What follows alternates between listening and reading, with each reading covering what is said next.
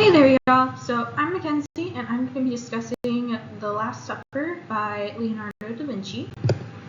So first and foremost, I just want to get into just kind of his history and just kind of where he came from. So he was born in 1452 out of wedlock to Caterina and a well-known notary by the name of Ser Piero, and he originally was born in the town of Vinci, though he did later move out of the area. So according to biographers, he was born from an affair, though to cover it up, his mother was quickly remarried to his stepfather. Because of the nature of why he was born, his mother was very detached from him and actually spent a lot more time just building her own family with his stepfather. And because of this, Leonardo spent a lot of his childhood with actually his paternal grandparents and uncle. So growing up, Leonardo was a very curious child, and he spent a lot of time in nature, since Vinci was a town known for its beautiful landscapes at the time. Because of this, though, because his mother did not come from a very well-known family, he never really got a proper education. So at the age of 12, he left for Florence, and his biological father actually felt like an obligation to kind of help him out with getting an apprenticeship so that he can get started on a career, which that was typical for the time period. So he got an apprenticeship with Andrea del Verrocchio, who was a really famous artist at the time, and he was super impressed with Leonardo's work. And under him, Leonardo actually created his first major piece, which is the Annunciation. And I have that over here, where you can just like kind of see that it's like that's the angel Gabriel, and then we have the Virgin Mary, and it's just really beautiful piece. And considering that was the first one that he had created just on his own, it's very impressive for the time.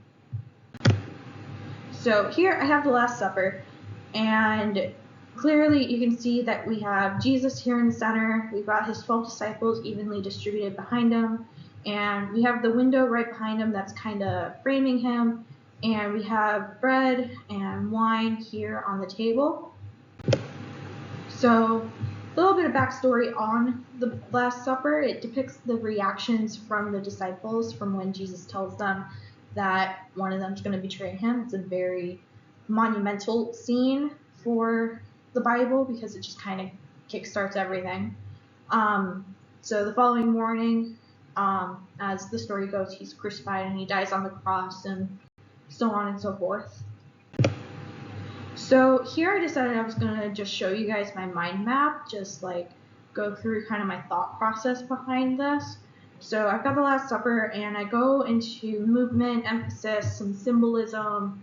The time period is actually pretty significant because when this was created, it was the Renaissance period. And the Renaissance is very well known for merging science and religion. That's when everything just kind of started going together, and it influenced a lot of the work that was made at the time. But mostly for this presentation, I go into the line, movement, emphasis, and symbolism, as I mentioned. So I'll be getting more into depth about these certain elements, but I just wanted to show you guys my thought process first. So for emphasis, we have Jesus here at the center, and it's framed by the window. The light you can kind of see just like dissipates across, so that he's like there in the center. He's like has the most light on him, and it fades as the room expands. So you can kind of see that. And then for physical line work, though, you can see like there on the ceiling you have the beams, they're straight lines, and this actually shows the 1 point perspective because you have a single point there in the horizon, and then everything else is just there as is. And just overall, there's like a big geometric presence in the piece, which is seen just from how everything's lined up. And it reflects a lot of how Leonardo saw his work, how he saw all of his situations. As some biographers have mentioned, he is a very scientific and logical person. He didn't really act with a lot of emotion at the time. So we also do have a lot of implied line work, and that's again created by the lighting. But you can also see the hand gestures and gazes towards Jesus there at the center of the table.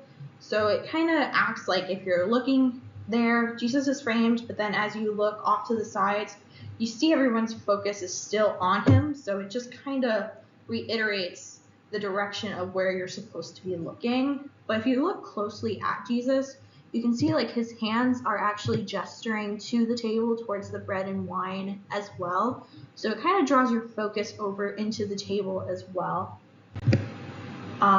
So we have some movement here because this piece was created like as a reaction to what Jesus has told them, that someone at that table is going to betray him.